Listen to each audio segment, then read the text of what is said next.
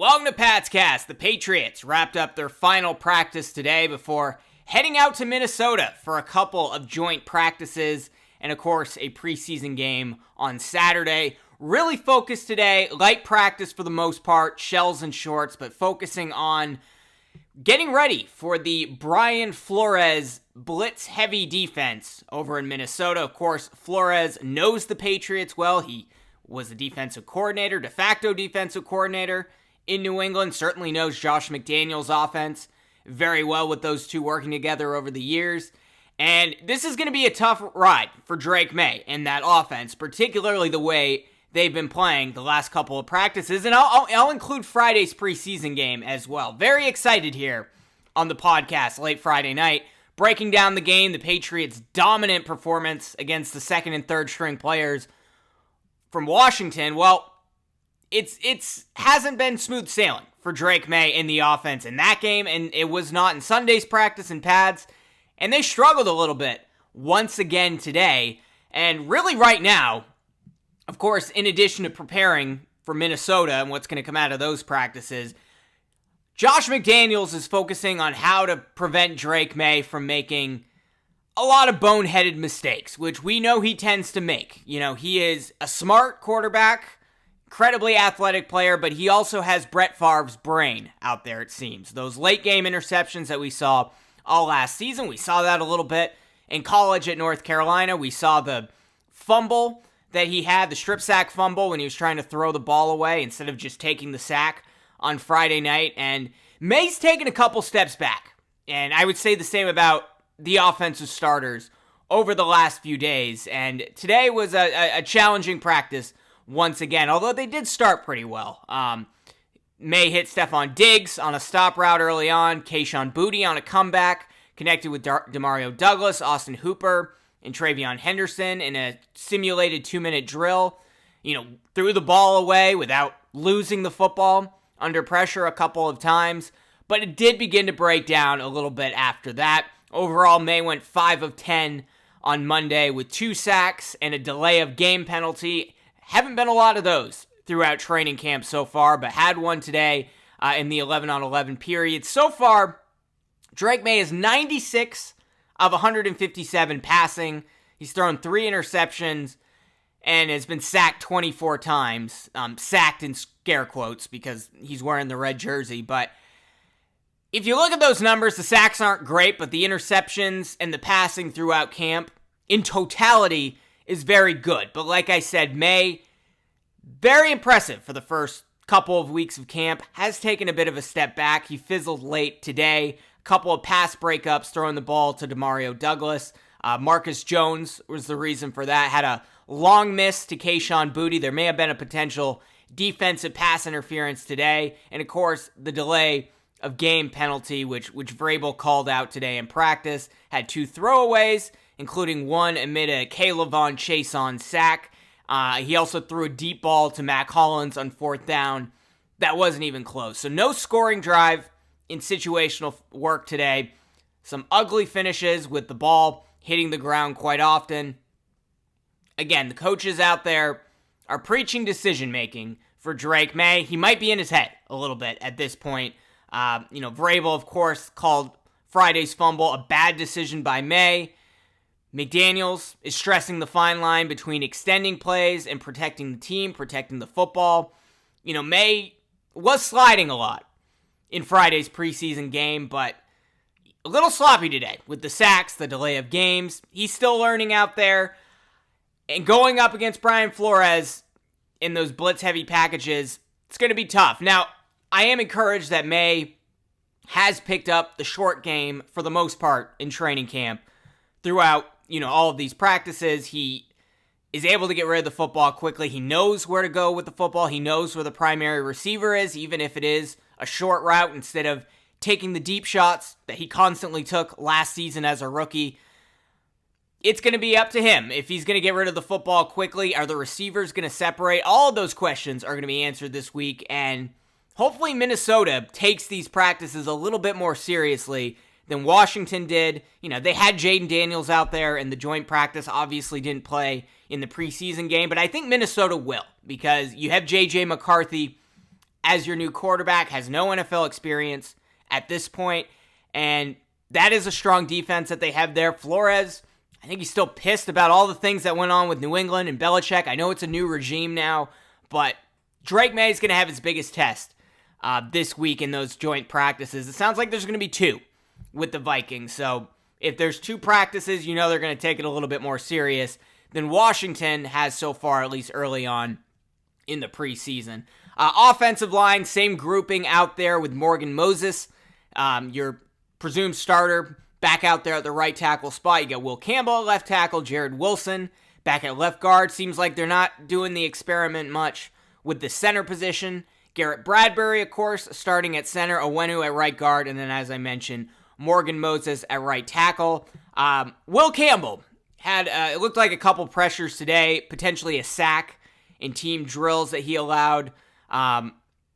They're going up against the scout team right now in these practices, so basically you have the ones going out there against the twos. The twos are pretending to be the Minnesota Vikings, happening on both sides of the football, offense and defense, so that's what happened today, at least for a portion of today's practice.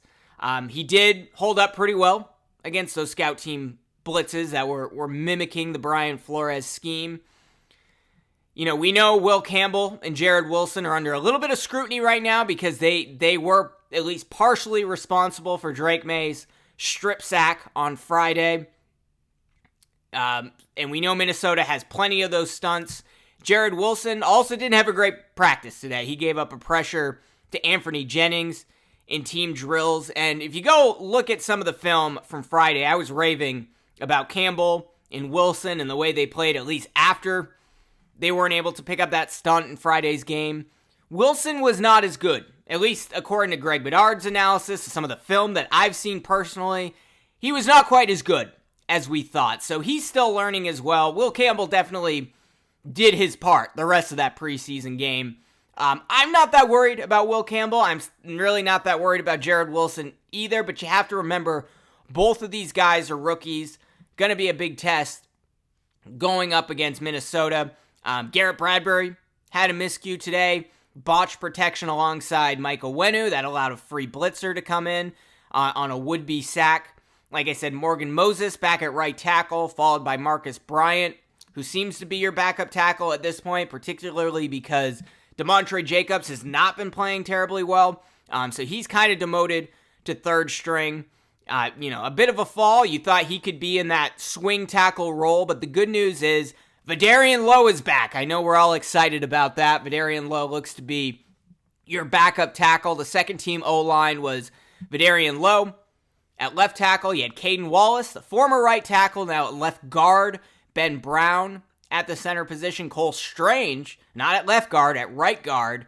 And then Marcus Bryant, your second string right tackle, followed by DeMontre Jacobs. Sidy Sow is back, but he's with the third stringers out there. Looks to be playing the right guard position, so kind of on the roster bubble there. If you're going to keep Cole Strange as the backup right guard, you're probably not going to keep Sidy Sow on this roster. So was a bit of a disappointment last year.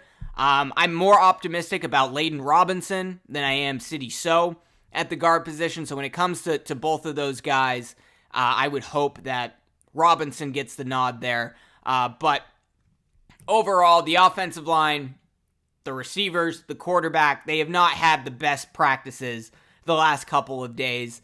And, the offensive line I thought was better than expected on Friday, other than the stunt pickup from Will Campbell and Jared Wilson, or lack thereof.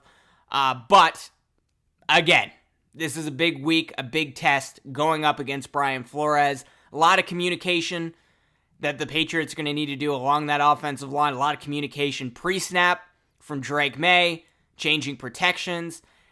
He now has the arsenal. He now has the toolbox in Josh McDaniels' offense to do those sort of things. So, is Drake Maye going to be a lot more effective on Wednesday and Thursday in practices against Minnesota now that he can change some of those protections up the line instead of this everything is scripted, timing and rhythm, West Coast offense that the Patriots were running last year? I just hope he's not getting a little too in his head at this point in time, because he's getting it from the coaches, clearly. Josh McDaniels, he's getting it from, and he's certainly getting it from Mike Vrabel, who does not tolerate handing the football to the other team. This isn't going to be Drake Maye, who basically looked the other way last year when this stuff happened. Remember, he was going to bench Ramondre Stevenson for fumbling the football, and he was out there with the starters. That's not going to be the case with Mike Vrabel. That really wasn't even the case with Bill Belichick. He was much more similar to Drake Maye his last few years, kind of, all right, he turned the football over, we'll put him back out there. Belichick was just kind of going through the motions there. Vrabel is not going through the motions right now, so going to be interesting to see how that plays out. As I mentioned, the receivers struggled a little bit. Demario Douglas went 1 of 3 in team drills. That includes the 2 pass breakups from Marcus Jones. Both were on crossing routes, which we know are a bread and butter of Josh McDaniels' offense. Kayshon Boutte was quiet today. Did have a catch on a comeback route against Alex Austin, but he went 1 of 3 in team drills, although he probably drew a DPI at one point, so you can't really say it was a bad practice. Limited impact from Boutte, didn't do much in Friday's game, but him and Douglas have been the 2 standouts at the receiver position throughout camp. Matt Collins was targeted twice, had 1 catch. 1 came on that deep 4th down throw that I mentioned that was not competitive at all. Stephon Diggs, 1 for 1 in team drills, had 2 catches overall. He sat in Friday's preseason game. I would expect to see him out there this week in Minnesota to get more reps. Javon Baker, who we talked a lot about on Friday night, he was with the scout team. He was not with the ones, which is a little bit disappointing. That said, I don't think it really says anything about whether he's going to make the team or not. Made 2 big tackles on special teams on Friday. Today he caught a deep bomb from Josh Dobbs, beating Miles Battle for another high point grab. Don't have many of those contested catches, guys, and Javon Baker is one of them. He's battling it out right now with Efton Chisholm for potentially that final receiver spot. But I have a feeling, considering Javon Baker is contributing on special teams, and Efton Chisholm certainly can contribute as a punt returner on special teams, I think they might keep both of those guys on the roster, which means you're keeping 7 receivers. Now, 2 of those guys may be special teams guys until some of the other receivers go down, but Javon Baker is doing what they're asking of him. Yes, there are the incidents, a little too much celebrating out there after he makes a big play, but he's doing what they're asking of him. Meanwhile, Jalen Polk, missing from today's practice. He got hurt in Friday's game, not traveling to Minnesota. Kendrick Bourne got injured the week before. He's also not going to be participating in Minnesota. We were already talking about those guys when they were on the field, potentially being on the chopping block. And right now, I just don't see a spot for Jalen Polk. And the only reason they would keep Kendrick Bourne is because he is a veteran, he is a leader, brings good vibes to the locker room. We all love Kendrick Bourne, but he has not been better this training camp than certainly Demario Douglas, Kayshon Boutte, and you have Stephon Diggs there. Matt Collins had a very good joint practice last week. Kyle Williams had a very good start to camp, but he's a rookie, 2nd round or 3rd round draft pick. You're not going to want to cut him at this point. I think Jalen Polk and Kendrick Bourne, at least if training camp ended today, would not make this roster. And Javon Baker and Efton Chisholm, you may have a spot for both of them. And it's going to be really hard keeping Efton Chisholm, as I've said many times, off of this roster. He did take some reps with Drake Maye these last couple of practices, not a ton. It was more 4-on-4 action than it was in the competitive 11-on-11 drills, but he had a spectacular catch in Sunday's training camp practice, and he got some work with Drake Maye today. And Chisholm is, as I've said many times, a guy you're going to lose. If you think you can cut him and put him on the practice squad, that might work for Javon Baker. I don't think that's going to work for Efton Chisholm. Some team is going to find a spot for him. And this is a guy who should have been drafted. The only reason he wasn't drafted is because of his measurables. Short, didn't have a great 40 time, but incredible hands, very quick out there, excellent route runner, and has really showed up the last week or so in training camp. Had a touchdown in Friday's preseason game, led the team in targets, led the team in catches. Chisholm there is a spot for him on this roster. At least that's my opinion right now. Kyle Williams, who I was a little down on after Friday's preseason game, I put him on my down list in the up and down list. And Williams, he was targeted a number of times on Friday, but if you go back and watch the film, his release is spectacular, in addition to his speed. First of all, he should have had a touchdown on that quick slant in the low red zone that Josh Dobbs just flat out missed him on. Josh Dobbs said in a recent practice that he owes him a touchdown pass. Didn't give him one today. Kyle Williams, 0 catches on 0 targets for the second straight day, which isn't great. But Kyle Williams was getting open on Friday. He got open in the low red zone, and he got open a couple of times running some outside vertical routes. And on one of them, Josh Dobbs just didn't put juice on the ball, the kind of throw that Drake Maye hits all the time. So I think you get Williams out there with Maye a little bit, you're going to see more results. And he was beating DBs left and right on Friday. So they're not going to give up on Kyle Williams. I don't think he's going to be a draft bust, even though he's been kind of quiet the last couple of weeks. But he is fast. He's got an incredible release, and he will get some playing time this season, especially if they need a little bit more speed out there in addition to Demario Douglas, and if Stephon Diggs doesn't have that first step that he's had throughout the rest of his career. And we all know Travion Henderson, just explosive as hell in Friday's game at the running back position. Very excited to see what he does. Going to be interesting to see whether it's Stevenson or Gibson or Henderson as your running back number 1. But regardless, Josh McDaniels is going to make those decisions based on matchups, and those guys are going to rotate quite frequently, as McDaniels did with all the different running backs over the years. James White, LeGarrette Blount, who are some of the other running? Danny Woodhead. I mean, a lot of these guys that just third or fourth running back on the roster, getting plenty of reps out there, and there's going to be plenty of playing time for all 3 of those guys, especially because, and I talked about this on Friday, Lan Larison, who was your undrafted 4th-string running back, he was placed on IR. So probably keeping Ramondre Stevenson around. I was talking about maybe you trade Stevenson. It's going to be those 3 guys, and they're all, I think, going to make a pretty big impact. But it was another great practice, once again, for the defense. Marcus Jones was the star with those 2 pass breakups. Kayvon Chason with a sack and a pressure. Anthony Jennings, who I don't even know if there's a spot for him, not just on this roster, but just in this defensive scheme. But he had a sack and a hurry that led the pass rush there. I don't know if Jennings, there is really a spot for him. This sort of 3-4 scheme that Terrell Williams is running. There are people a lot smarter than me out there that will tell you why he's not a fit in that package, but he has showed up in training camp, and maybe he's the type of guy that you ultimately deal away, and maybe you can get him traded away in a deal involving Kendrick Bourne, or if someone wants Jalen Polk.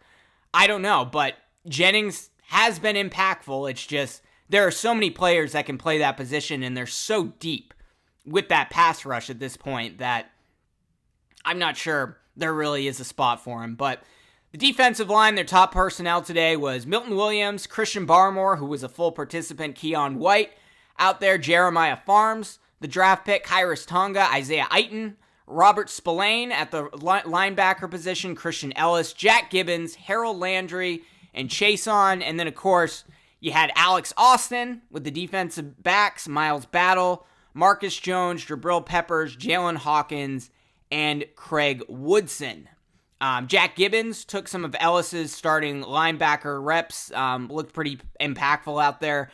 But Kyle Duggar is demoted, basically permanently, it seems like, to second team. He repped only with the second team defense today behind Craig Woodson. Craig Woodson replaced Jabril Peppers, who left with a cramp. So I don't think there's a spot. There definitely isn't a spot, in my opinion, for Kyle Duggar. The explosive plays that we're so used to Kyle Duggar making, didn't make a ton last year and really hasn't made any at all throughout training camp. And we know he's a hit or miss type defensive player, and if there aren't many hits and there's a lot of misses, I don't know if there's a spot for Kyle Dugger. He's the second highest paid player on the team, so not sure you're going to get a lot back for him if you want to involve him in a trade. Maybe there's a team out there that wants a guy like Kyle Dugger, but these teams pay attention to this stuff, and you're probably going to get a lot more value trading a guy like Anthony Jennings than you are Kyle Dugger. He may just get cut altogether, which is pretty sad considering, how impactful Kyle Dugger was, 2 or 3 seasons ago when, frankly, he was one of the best players in the NFL at his position. Really is regressing. He kind of was a late bloomer playing at Lenoir-Rhyne, an older player at his position, and there just isn't a big shelf life for players like that when they go down with injury and really struggle to get back. And this thing's been lingering with Kyle Dugger for a couple of years now. So he's not getting any reps with the first team. So I don't think Kyle Dugger is making the roster at this point. Carlton Davis was out there in a limited fashion, which is good to see. You hope he will get a few more reps with the Minnesota Vikings and get some playing time in the preseason game. As far as I know, he is not injured. This is just workload management with Davis, with a guy who frequently gets injured, at least throughout his career. And he's been out there in back-to-back practices, although it has been a little bit limited. He did interfere on that deep ball to Mac Hollins that probably should have been a defensive pass interference. This wasn't the 4th down one. It was a different pass to Hollins, I believe. But Davis is starting to get some playing time out there. Should be noted that Christian Gonzalez will be making the trip to Minnesota. Remember, he went down a couple weeks ago with a hamstring injury. Nothing major. Obviously didn't get any playing time last week. And at least Mike Vrabel tells us he will be making the trip, but he didn't tell us whether or not he'll be participating in practice. But they've gotten some good work, right? With Alex Austin really shining throughout camp. Marcus Jones had an excellent practice today. You add Carlton Davis and Christian Gonzalez as your starting pair out there. They have some depth there at the cornerback position, assuming everyone stays healthy. Now, both of those guys are down and not participating. Then it gets a little bit concerning. But as of right now, with Carlton Davis and hopefully Christian Gonzalez being out there come week 1 of the regular season, that is the best duo at the cornerback position in the NFL. At least that's my opinion. Some other news today. Kicker meltdown. So we've talked about all of camp how Andy Borregales got off to a rough start, and Parker Romo hitting big kicks, hit a 57-yarder in the preseason game on Friday, and then eventually those guys were neck and neck. Basically didn't miss a kick throughout the rest of training camp, the last 2 weeks. Borregales, Parker Romo, hitting everything, left and right, every practice. Today, both just imploded. So if you're looking for an edge between Borregales and Parker Romo, well, one of them just had to have a good practice today, and they probably would have won the job. They both were terrible. Andy Borregales went 2 of 5, missed from 59 yards at one point. Parker Romo even worse, 1 of 4 kicking. He made one from 40 yards, but missed one from 33, 45, and 51. So they both kind of had a strong camp going, and then today was just a horrendous practice. So there could have been some separation today. I still think Andy Borregales is the guy, considering he was a draft pick, considering, he had a slight edge today, making 40% of his kicks against 25% of Parker Romo's kicks. But either way, it's not looking very good. So, again, this is going to go down to the last preseason game. Who wins that kicking job? Probably will be Borregales, but I don't think anyone's comfortable with either of these kickers at this point. So as I mentioned, players that were out, Christian Gonzalez missing from today's practice. Ramondre Stevenson didn't practice. Same with Hunter Henry, Jalen Polk, DJ James, Joshua Farmer. I think I mixed up Jeremiah Farms and Joshua Farmer earlier. Joshua Farmer did not practice today. Kendrick Bourne not making the trip as well. Martin Mapu and Jelani Tavai was also a non-participant. Not sure there's a spot for him on the roster there. So, light day in Shells, mostly scout work, getting ready for Brian Flores in Minnesota's schemes. No fans at practice today. I don't think there's any open practices at this point. They're just open media practices, and those will wrap up starting next week. So going to be some limited insight coming in following mid-August, but going to be fascinating to see how this team evolves, how the offense looks going up against Minnesota after a couple of not so great practices, after the starting unit really struggled offensively early on in the preseason game. Yeah, they got it together after that, but Drake Maye, hopefully he's not in his head too much at this point. This is the point. These are the dog days of summer when it comes to training camp. All the information that you've absorbed, you get that Dunning-Kruger effect and things go a little bit well, and then the setbacks start to kick in. Drake Maye goes back to some of his old bad habits. How are they going to correct for that? We're going to find out this week, and you're not going to want to miss it. Here at PatsCast, we'll be covering it for Wednesday's practice and Thursday's practice against the Minnesota Vikings, and of course, after Saturday's early preseason game against Minnesota as well. You're not going to want to miss it. If you're watching on YouTube and you like this video, smash that like button, subscribe to the channel, hit that notification bell, or subscribe if you're listening on Apple Podcasts or Spotify. We'll see you throughout the rest of the week.